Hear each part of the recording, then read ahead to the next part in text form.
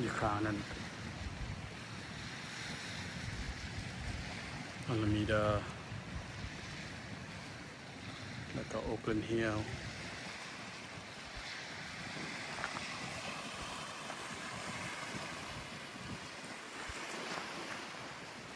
มาอันบนซานฟรานซิสโกเบย์บริดจ์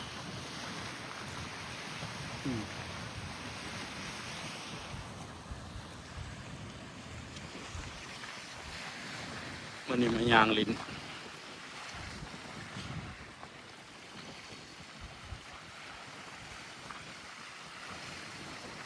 ใต้ทะเลมายางอยู่ฮาร์เบอร์เบย์แคลิฟอร์เนียอาลามีดา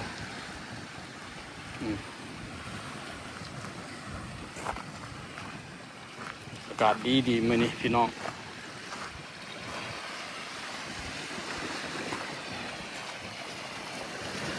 ลม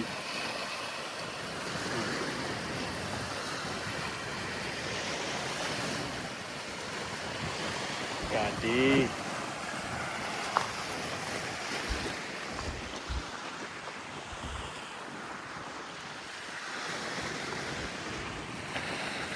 มื้อนั้น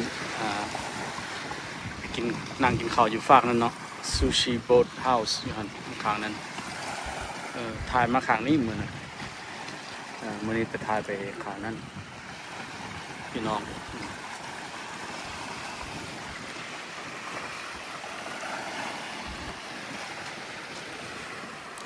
คันไผ่ฮ้อน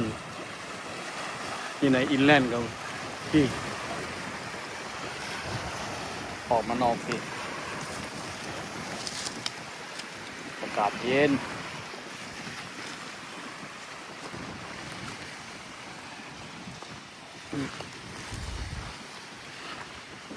โอ้ยอากาศพอดีพองามเนาะมาโลด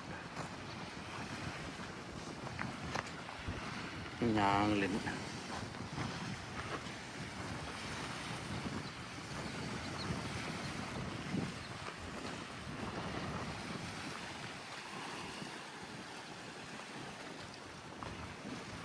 ่ายแล้วถ่ายอีกบัด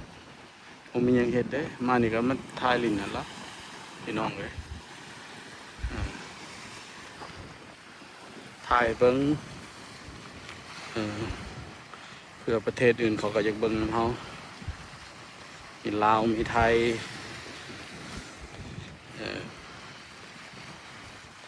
ญี่ปุ่นแคนาดา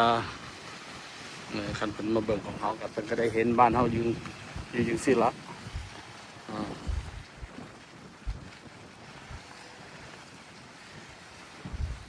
แคลิฟอร์เนียรัฐหนึ่งก็งามคือกัน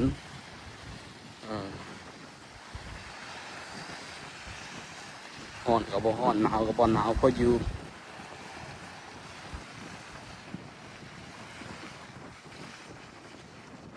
สบาย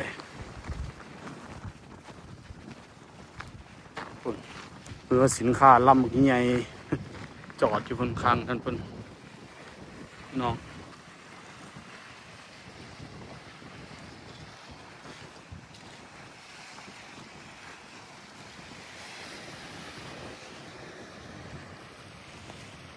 อันนั้นมันเรือคนส่งเข้าไปเพียเตอรีนายไปครับแล้วไปส่งมันมีเวลาส่งเดียวก็เฮ็ดเวียกแล้วก็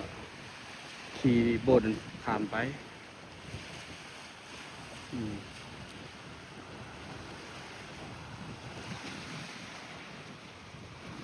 วิวงามให้มาอย่างนี้ก็ครับอยู่ฮอร์เบอร์เบย์นี่ข้างโอเกลนแอร์พอร์ตเนี่ยอาลามีดาเนี่ยใกล้ๆกัน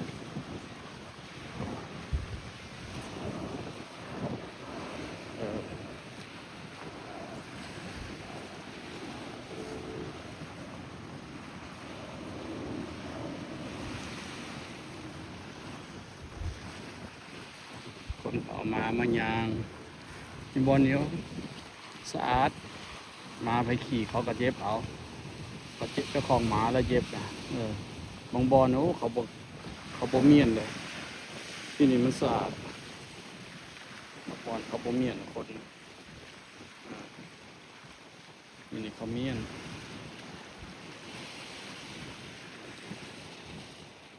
มีฮอด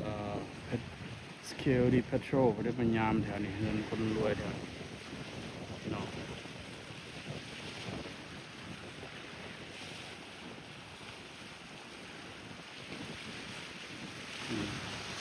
เอาบางอย่างแถวนี้ก็ปลอดภัยบอกคือไปย่างอยู่เล็กน้อยมันก็เพื่อนแน่แล้วก็มีแต่คนโลเลนะแถวนั้นเป็นตะย่านอยู่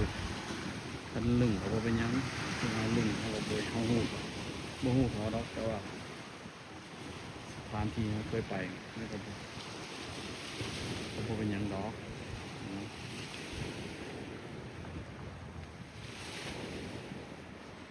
ถ้าเราบ่ได้ไปใส่มีเงินมีคำติดตัวไปทำลายกับบดีใส่คำใส่อย่างเขาก็พ่นเขาละโยกเล่นเนี่ยคนเรื่อยๆนะคนลาวแล้วก็ระมัดระวังเลยเนาะไปใช้มาใช้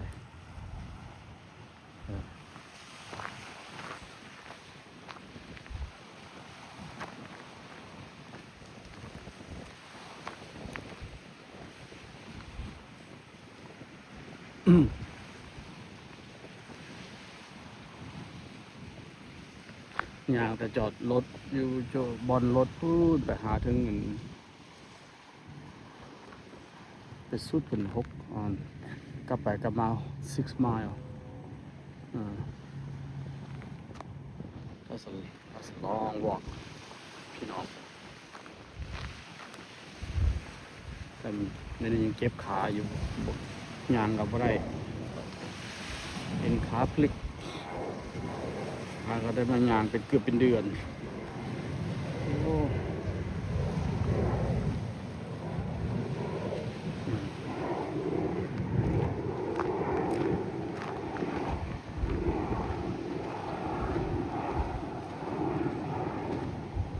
โอเคงามเลยบนกำลังหลินก็ได้คุณแม่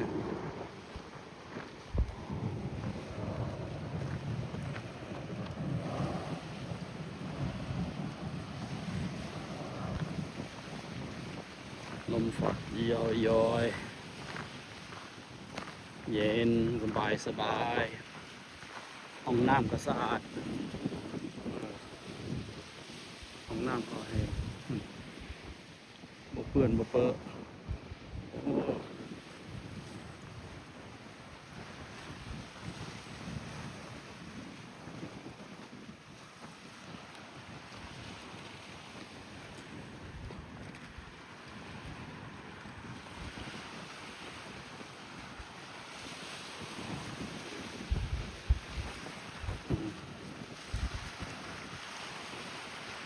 ทุนก็ไม่ขี่รถถีบร้ายแถวนี้หมอนี่ขี่รถไปมา2 ตัวแล้วหมอถึงใบไกลแต่ขี่ผิดบอลนะบอลนี้ก็จอกขี่แต่นี่มันง่ายแน่ขึ้นไปทั้งผู้ขึ้นอกเล่นเหี้ยวเขา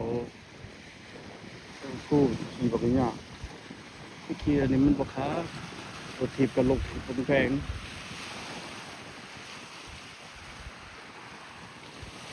boring ขี่อันนี้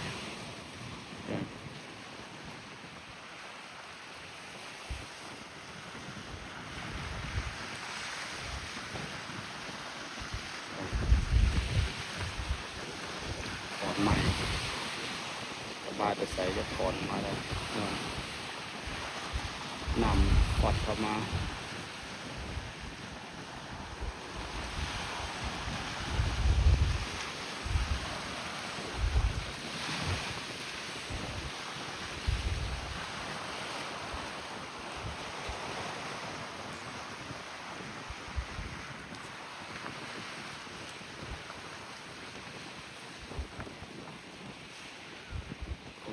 กินวิว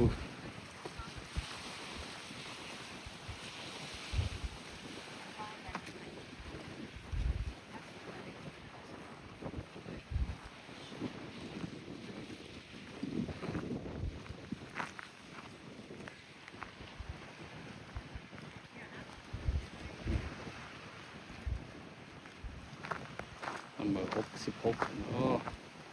ใครอยากซื้อเลขซื้อเด้อเผลอๆถือได้หัน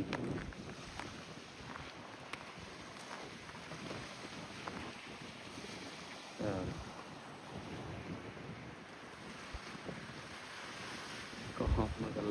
ไล่กันสกอร์ตัวน้อยๆ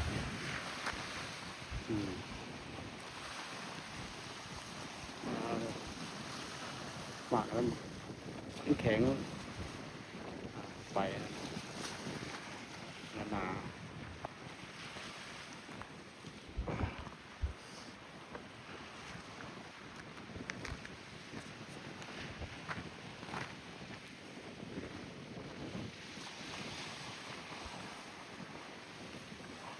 ทางจระเข้ยักษ์ตัวนี้มันใหญ่เว้ย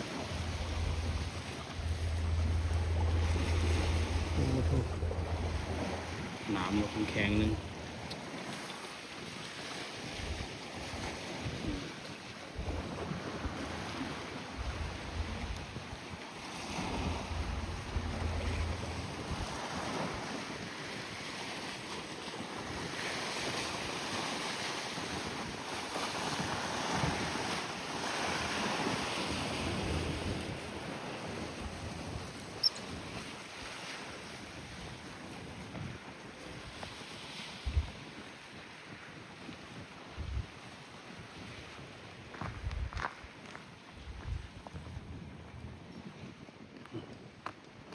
เล็กน้อยคน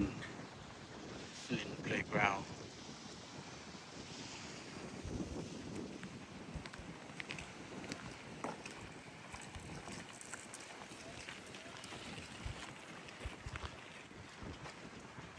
San Francisco over there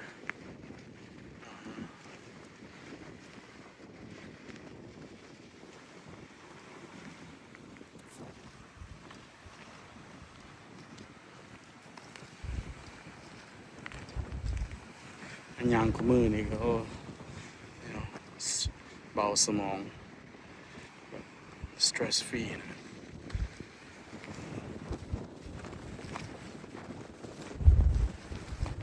ไปจิ้มก็ดีนิดนึงไม่ยางนั่นนี่ก็ดีนิดนึงมันคนละอย่างไม่ยางนี่มันก็ peaceful you know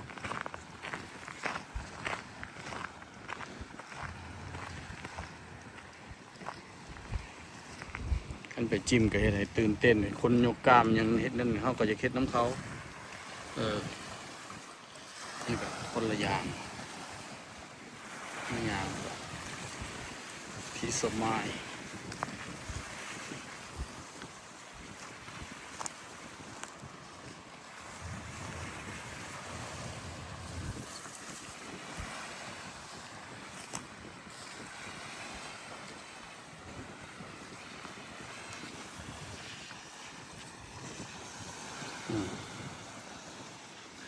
short video ดอกมันบ่ได้โดนถ่ายน้อยเดียว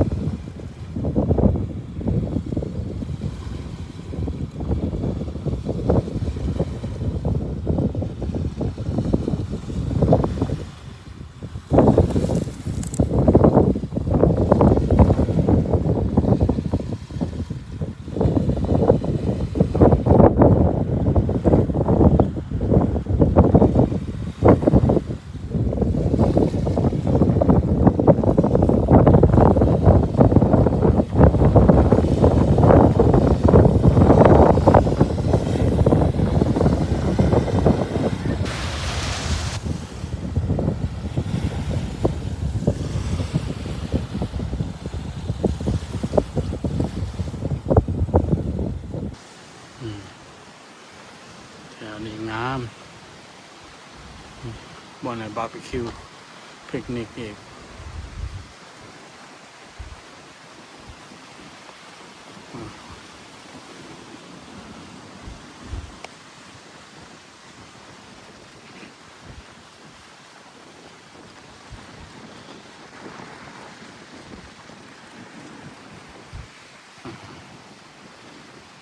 เขาเห็นหอยเข้าไปในฮันอีกไปน้ำทะเลเข้าไปใน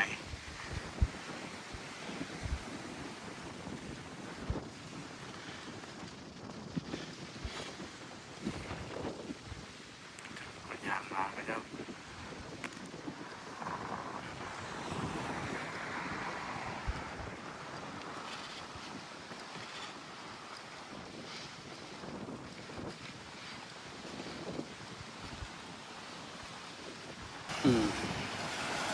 นั่งกินวิวจากบาทไปเลยคนนั่งอันนี้ห้องน้ำก็ยังหันคนก็ไปแซนแฟนก็ยังหันสบายจอดรถต้องได้จ่ายค่าพาร์กิ้งมีรถบัสมาหับอีกได้รถบัสมาหับมาส่งอยู่นี่นี่โอ้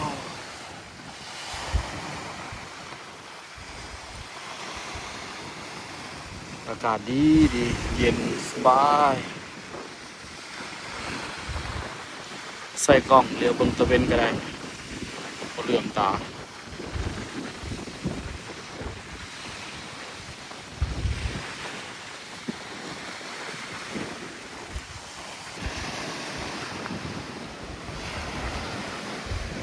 ตามต่อไปเฮา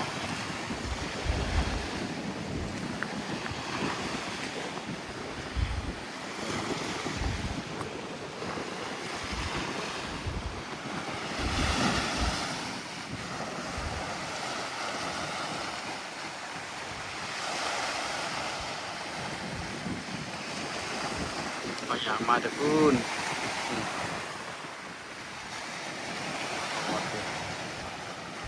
ยางกลับเป็นรถ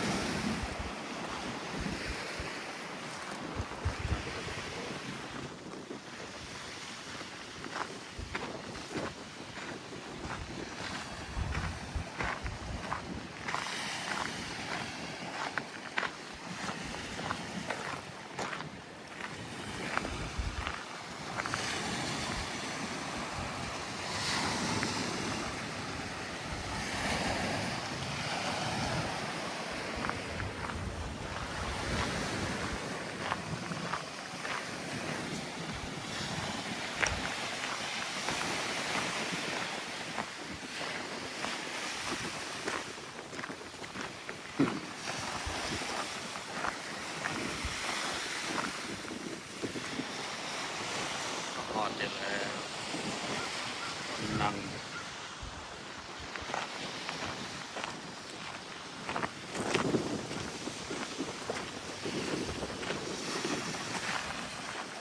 ผักเนาะงามคนเรือลำนั้นบอกใหญ่เนาะอยู่ตรงทะเล